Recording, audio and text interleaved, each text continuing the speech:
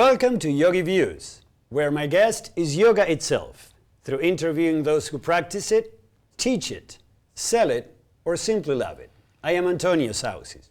Welcome to the second part of a show where I am interviewing Anodea Judith. Anodea holds a doctorate degree in Health and Human Services with a specialty in mind-body healing. Also, a master's in clinical psychology, and her best-selling books are considered groundbreaking in the field of transpersonal psychology.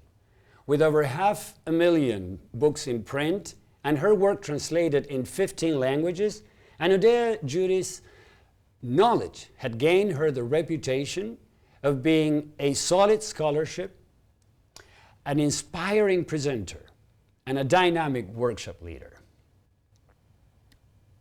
So, is there a correlation a correlation between certain imbalances or blockages in particular chakras and some of the classical psychological illnesses or diseases that you were mentioning, that you were referring to in general terms? Yeah, no, I don't see them as related to, like the DSM psychopathology terms, like, borderline or this or that. Lives in this chakra. I do see them related to developmental stages of childhood. And so they are really developmental psychology. They map onto that. There are also stages of Jungian individuation. And they can be correlated to various character structures, which is a bioenergetic term, of certain defense patterns that happen in certain shapes of bodies. And this was founded by Wilhelm Reich, and he looked at these bodies and said, yep, that person defends this way and that way. So I have corresponded that to the chakras. Yes, it's Reich's concept of the armor. Yes, the body armor corresponds to the chakras. Amazingly, yes. To the chakras and the work on those physical places, what it can do for psychological purposes. That's right. Does also your program or your concept follow that line of thought that by working in the actual physical places, you get to alter your mind? Absolutely, absolutely. And the way I work is to bring consciousness to those physical places. And so often we don't pay attention to parts of our body. People sit at a desk all the time and they don't really feel their back. And then people get on the yoga mat and they go, oh, I feel the stiffness in my hips, or I feel the tightness in my legs, or I feel the ache in my back, or I feel my full belly. And it puts consciousness in touch with the body. And so when I work with people in a healing capacity, what I'm doing is I'm following the life force energy, where it goes, where it wants to go, and where it gets stuck on the way. Then I bring consciousness to that so that the life force energy can move. And when it moves, insight comes, the body shifts, even changes shape, and healing occurs. So if I understood correctly, you propose a certain movement that would affect the physical aspect of the chakra, and then you bring in the consciousness. Yes. By talking, how do you bring in the consciousness? I have a keen sense of watching a person, and I notice what they don't notice. Or if I can't see it, I say, what are you feeling right now? Where is the energy in your body? They might say, oh, I just got a lump in my stomach. Okay, put your attention on that lump and really breathe into it. Send your breath there. Imagine, what is it doing? As soon as they bring their attention to it, it changes. It either increases and gets tighter, which is that increase, or they go, oh, well, now that I'm paying attention to it, it's gone away. And perhaps this is a very good example of what we were opening the show with, that the very fact of observing an experience alters it. Alters it. And this is precisely what you were saying. That's right. And I think that is something that can really also be very clearly seen when you're breathing normally, and if somebody tells you, pay attention to your breath, you immediately change it. It immediately changes. Yeah. Or pay attention to your thoughts or to your words or to your actions. Yeah. And I feel that in yoga, on the mat, it is not about how deeply you move into a pose.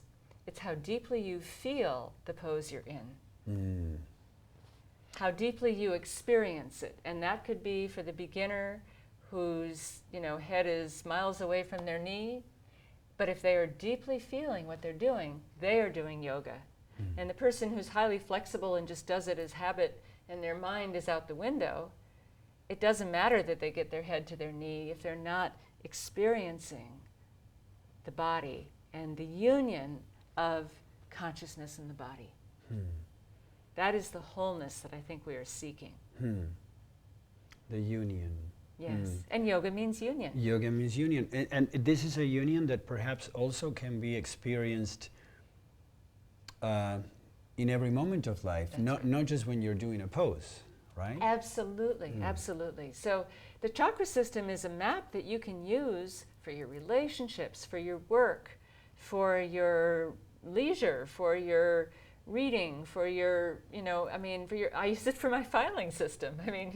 It's like my accounting goes in red folders, and that's first chakra, and my writing goes in blue folders for the communication. So it's really a massive, a cosmic ordering principle, a cosmic ordering system that and it's a logical order. It's sequential, that it goes from bottom to top. It's like the alphabet, that we arrange things from A to Z. And the chakras are an organizing system for organizing consciousness and the body and our life. Yes. And probably the world at large as well? Yes, yes. Well, see, because the chakras are gateways between the inner world and the outer world, we emerged from the natural world, right? We've only lived in this technological environment for the last 100 years, perhaps. But we emerged from the natural world, so it's no wonder that what we have inside matches what's outside. We have earth, physical matter inside. Well, we live in a physical universe here. We have an emotional body and water. Well, there's water and there's feelings and there's movement in the world. We have power inside and energy. There's power in the sun. There's power in the growing things. There's power in life. We have breath. There is air. There's atmosphere. We have words, we hear sounds, we hear the birds, we hear, we're containing this way. We see light, we see the beauty of the world, and we become conscious of it. So they're gateways between the inner world and outer, and as we come into order within ourselves, we begin to relate to the world in an ordered fashion. So if we apply this formula for wholeness to the collective, we can say, oh, the collective is denying its first chakra, the importance of the earth, the environment, and the body, right? And so when we collectively deny the first chakra, what do? We get a financial crisis, we get an environmental crisis, and we get a healthcare crisis. And we have all three. We do. Because collectively, we have not valued on equal measure the body and its relation to the earth. We've come from a period of history that says, oh, it's all in the mind. Yes, an over appreciation of the mind. Yes, imbalance. It's not that the mind is amazing. It's wonderful, yes. And consciousness is what it's about, but not disembodied consciousness. Embodied consciousness. That is the challenge of the human being, to fully awaken. And yoga is a path for embodying consciousness.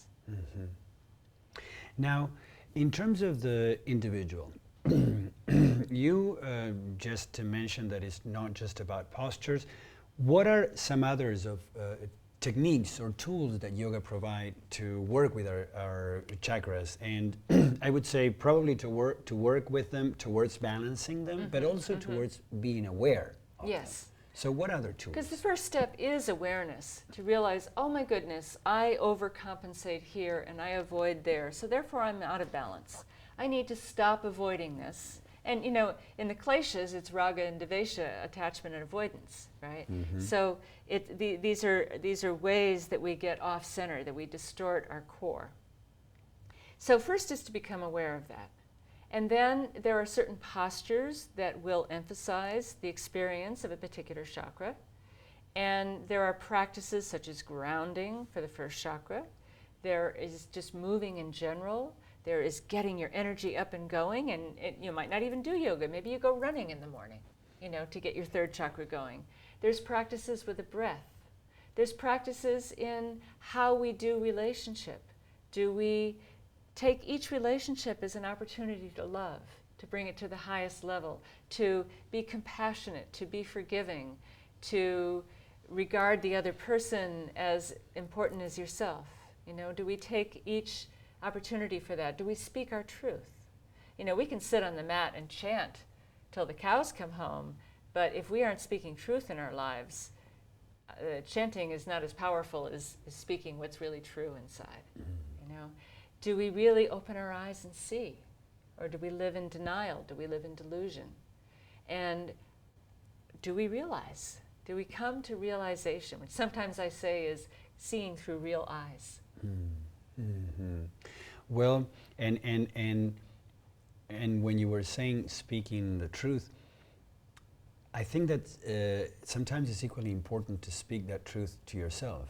So it's not just about talking it with others, but to yourself. Mm-hmm. It is equally important. Mm-hmm. Now, Anodea, if you were to say 2 or 3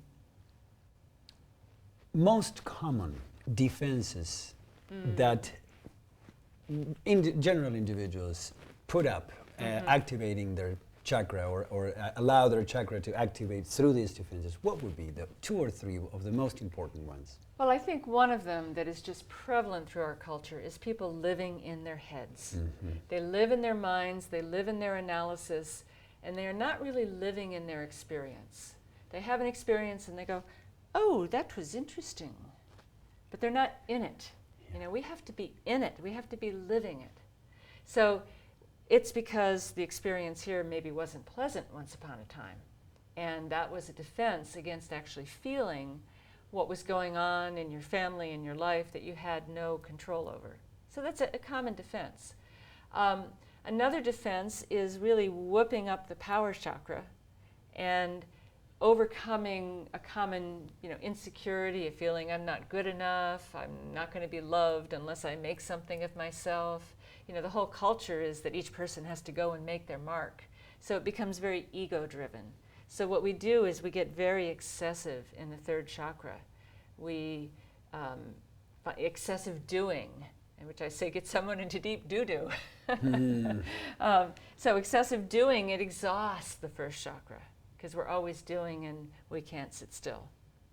That's a common defense. Some people loving too much. Some people not loving enough. Some people talking too much. Some people not talking enough, not being able to, they're afraid to speak up. They're afraid to speak their truth. So you've mentioned embodiment or grounding, which is a first chakra activity. You mentioned power, which is a third chakra activity. And you mentioned relationships, love or not love, which is a fourth chakra activity. Now, what are the signs of an imbalanced first chakra? So I'm trying to. So this is good. Yeah, I'm trying to say. Let's say we don't need to get to the defense. Let's say we can intervene before the defense is installed. Yes. So what would be a good way for a regular individual to identify this? Well, you can look at the body. And you can see what I believe the body shapes itself around the chakras. So you can, if you have the eyes, you can look at a body and see. Very easy to see in first chakra. You look at the legs and how a person stands. Does it feel like the legs are big enough to hold up the body and that they are standing in their legs? Do their legs support them?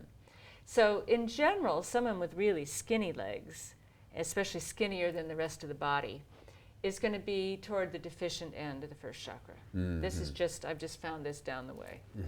And someone that is excessive, because it's earth, will tend to make a heavy body.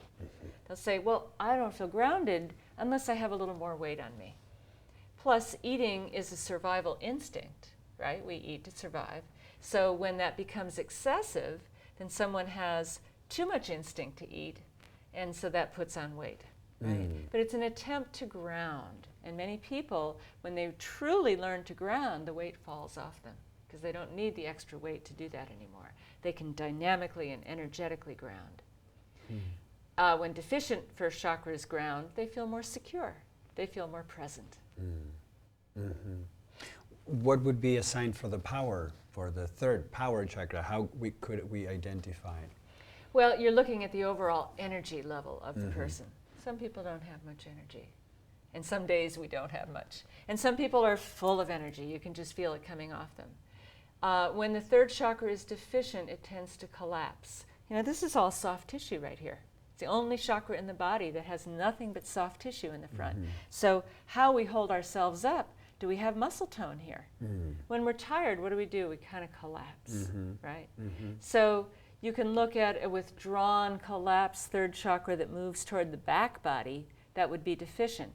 And then the excessive we see a lot in the culture, it's what I call the bully belly. You know, the little skinny legs and thin chest and then this big belly. Well, that is a lot of stuck energy in the third chakra. Either that or a lot of beer.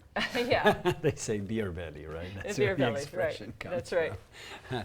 And the emotional. How can we understand or see an imbalance in the heart chakra? In the heart chakra, well, that, you know, how the shoulders are held, and whether the heart will collapse. If you think about feeling sad, it's like, there's a downward energy. The heart moves toward the back body, the shoulders move forward, and there is a collapse. And that would be a deficient, you know, when it's collapsed, we can't get as much breath, right? You know, you can't breathe as well when your shoulders are rounded. I've been working on this all my life to get my shoulders back and my chest open. And then the excessive can be what sometimes is called a military chest. You know, it's like this, but there's no softness there. There's no yield, there's no giving. So we look at that in the carriage of the body.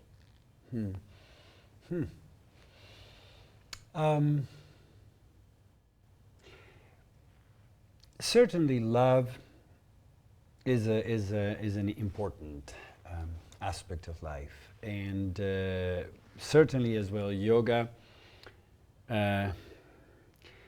promotes, encourages us to love ourselves and to love others. Now, I have found that there is a very interesting, straightforward association in the West, and particularly in psychology, between love and attachment. For the Western psychology, they are almost equal. To the point that John Bowlby, one of the great thinkers in regards to attachment, defined... Originators of attachment theory. Yeah, originator of attachment theory, defined attachment as a very strong emotional bond between two individuals. Yes. Just like that.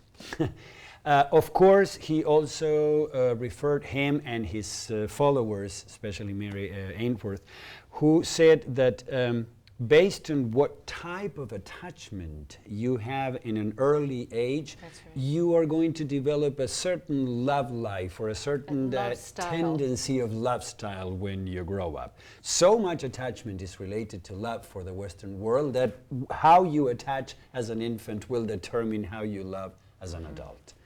Now, on the other hand, and going back to the causes of suffering that Patanjali defined so clearly, saying that one of the straightforward tickets to suffering is attachment.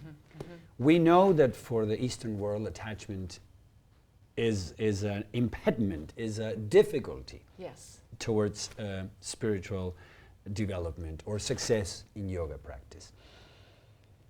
What I'm personally interested in, what do you want to say about this? Yes, it's a wonderful question.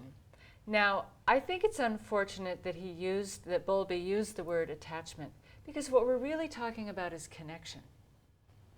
Now, connection is what we are built for. It's what we thrive on. Connection between ourselves and the environment, between ourselves and another person. We feel good when we feel connected. Unfortunately, just seeing that as attachment, that means, I can't let go of you. I'm attached like glue. And that creates problems. Either, I don't attach at all, I don't want to get attached to anything, I'm going to remain distant and aloof, or I'm going to be so attached to you that I'm going to follow you around wherever you go. I mean, I'm exaggerating. Yeah.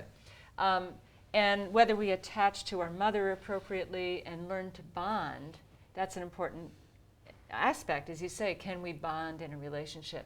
Which means when the person goes away, can we know that they're still there? You know, can we let go enough? So can we maintain the connection? Now, if we don't confuse those two words, then attachment I think of as the demon of the seventh chakra, because it fixates consciousness on a particular thing or a thought or a pattern or a behavior, and consciousness is not free to go to the infinite, which is its nature. So I think the Easterners are right in that attachment is an impediment, but connection is not. Yeah. And if you throw out attachment and throw out connection as well, you become very isolated. And you lose your opportunity to evolve, which comes through connection. So what you're proposing in a way is a way of keeping the love while getting rid of the attachment. Yes. But keeping the love That's right. in the equation. Keeping the the love, connection. keeping the connection. The connection, but Yes. not the attachment. Yes. Well, that would be great. And that is our challenge. That is the challenge, exactly. You know, and if I'm in relationship with you and you do something, you go away, or you do something, or you want some space, can I still love you and remain connected and say, okay, I don't have to be attached to you right now? Yes. Because attachment forces things to be a certain way, and you can't force life. No. No. And you can't force love no. at all. No. No. You can't.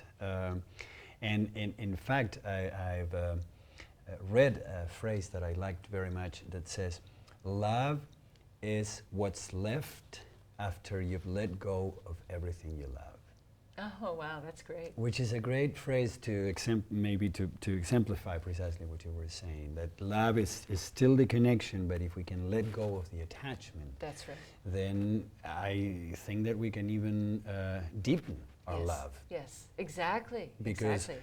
and not just in relationships, bringing back the topic of the relationship with the self, we sometimes become so attached to ideas, images of ourselves, that I understand that that consciousness, that expansion of the consciousness about the self can't happen. That's right. Yeah. And most of those ideas are culturally imposed. You know, they're what the fashion is at the time. We don't know that that's how we should be, you know? Yeah. And consciousness is infinite. You know, it's like the divine is infinite. You cannot put limits on the divine. No. Now, we've been talking mainly about the self, certain postures, certain colors, certain sounds that would affect the self and the ability of the self to expand the consciousness. But you were before clearly relating this process that happens in the individual to the larger process that happens in the community, in the humanity at large. And you brought up the crisis we are in. Yes. What's our way out? Do we have a way out? Well, one of my books, Waking the Global Heart, maps the chakra system onto human cultural development. And just as a human develops from one state of consciousness to another, the culture also is learning. We began in a primitive stage in the first chakra where the whole issue is survival. How do we stay warm in the winter? How do we didn't know about disease. We didn't know about, you know, germs. We didn't know about, you know, whether the earth was round. It was very primitive, instinctual state of consciousness. Then we evolved into farming, and we learned to control water for agriculture, and we built communities. So we grew up a little bit. I say the beginning was our infancy, that was our toddlerhood, the agrarian age when we learned to farm. And then we had so many people that we started to build cities, and someone had to control the people.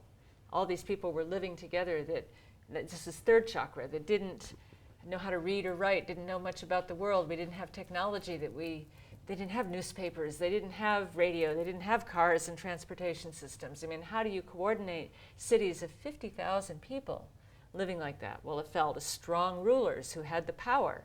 And so they organized humanity with a power over, well, I'll tell everybody what to do and it'll all work out. And that was like a parent-child dynamic when humanity was young. We didn't know how to read or write. But all this time we've been learning. We've been growing up. We now are literate. We now have the internet. We now have spiritual practices. We now have power over our own, we can get in a car and drive wherever you want, any time of day. You can print your message on a bumper sticker. You can, write a blog. We have freedom and power we've never had before because we've been growing up. We're ready to move from the third chakra to the fourth chakra. And this crisis that we are in is the end of the era of the third chakra. It's been going on for 3,000 years. I call it the love of power. And so when you were a slave and you saw the guy up on top, he's got the power, you said, I want to be like him. And so we began to be ego-driven and emulate power as a way to have power. And we've been organized in a society from top down. But this is changing. We don't need that parent-child dynamic. It doesn't work anymore. The kids have grown up. Are we adolescents? We are adolescents. Oh, no. And the crises that are on the planet are our initiation into adulthood as a civilization. So they are what takes us from adolescence to adulthood. So this is like a gigantic rite of passage. Exactly. A rite of passage from the love of power to the power of love. A rite of passage that matures us. And some of the things that bring us maturity are spiritual practices, right? They evolve the mind, they evolve the body, they evolve the energy and the functioning of that organism. And so they are part of how we mature. Also, crises open the heart. And they teach us compassion. So we are really birthing the age of the heart chakra right now in our lifetimes. And something like wars, which pit one part against another, or Republicans and Democrats, or conservatives and progressives, however you want to phrase that, it is this football game, and taxpayer money is, wasted on which team gets ahead. And if we can rise above what I call dueling dualism, and we rise to the heart, then we move from competition to collaboration. We move from a chain of command to a web of connection. We move from markets to networks, from stockholders to stakeholders. We move from greed to green, from growth to sustainability. These are all part of the shift from the love of power to the power of love. Wonderful. Antonio. Yes, I'm so happy that you joined us today and that you share with us the obvious fruit of your experience and of your work. And I don't mean by that just the work of writing the books or the work of understanding. I mean by that the personal work Thank you. that you obviously embody. So great. I would like to let our viewers know, if they want to communicate with you, how should they do so? Well, the best way is through my website, sacredcenters.com. You can just remember that chakras are sacred centers along the path, and they align along the core, which is the sacred center of the self. And so that's my website. I have books, I have workshops all over the world. I have articles, information, we do teleclasses. You can find out about all of that and how to come and really experience your own chakras. Okay. Thank you again, Anodea. Oh, thank you, Antonio. Thank you very much. I hope to have you some other time because I can see how we can talk for a couple more hours. Yes. So anyway, thanks this time around. Thank you very much for the opportunity. Anodea is a expert in the field of the chakra system and how it relates to our psychology, our emotions, and our ways of life. She holds a doctorate in health and human services with a specialty in mind-body healing and a master's in clinical psychology.